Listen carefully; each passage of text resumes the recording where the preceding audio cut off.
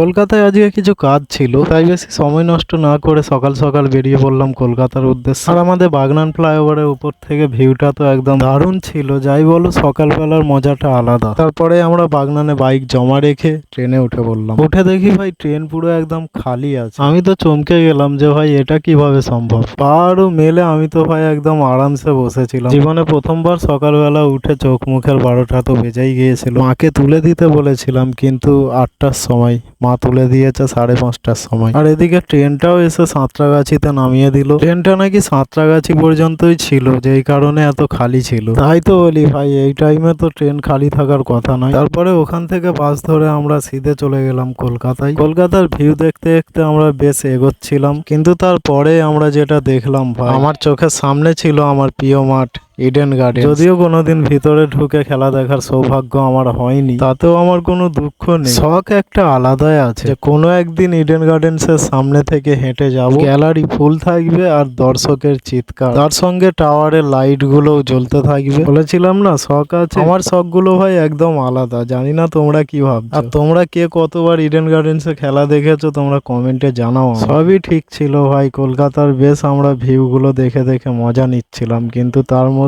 আমার পেশাব পেয়ে যায়। আর পেশাব চেপে রেখে ভাই তুমি দুনিয়ার যেই কোণেই চলে যাও না কেন তোমার কোনো কিছু দেখতে ভালো লাগবে না। পেশাব চেপে রেখে এগোলাম আমরা হাওড়া ব্রিজের দিকে। তারপরে টোটো থেকে নেমে আমরা হেঁটে হেঁটে চলে গেলাম ব্রিজের একদম তলা। আর হাওড়ার ব্রিজের উপরে থাকলে তো একটা আলাদা অনুভূতি হয়। বাম দিকে ঘুরে দেখি ওম শান্তি ওমের জুটি। তারপর পাঠানো অবশ্যই করেছিল। এই দুটো ফিল্মের মধ্যে তোমাদের চোখে কোনটা সেরা ছিল কমেন্ট করে জানাও আমাকে। আমি জানি এটা নিয়ে দুবার বলে ফেললাম কমেন্ট করার কথা, কিন্তু কমেন্টে কিপটেমু করো না ভাই, কমেন্টে টাকা লাগে না। যেতে যেতে হাওড়া ব্রিজের উপরের দিকটা একবার দেখলাম চশমা উল্টে যাওয়ার আর চশমা তো আমি পড়ি না, তাই বেশি না ভেবে মনের মধ্যে গান চালিয়ে বিন্দাস এগোচ্ছিলাম। কত কি বলতে বাকি, কতটা চলতে বাকি, তোর চোখের চাউনিতে বুক, কতটা বলতে বাকি, কত কি বলতে বাকি, কতটা চলতে।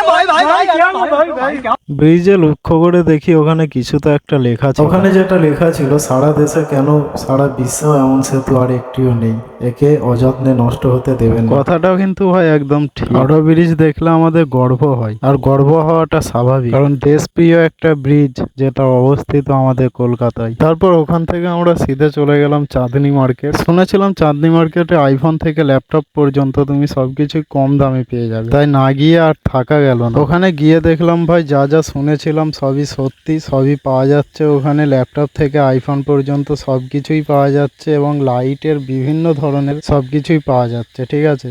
কিন্তু ভাই মজার বিষয় এইটা, আমার এখন মনে পড়লো যে আমার কাছে টাকা নেই।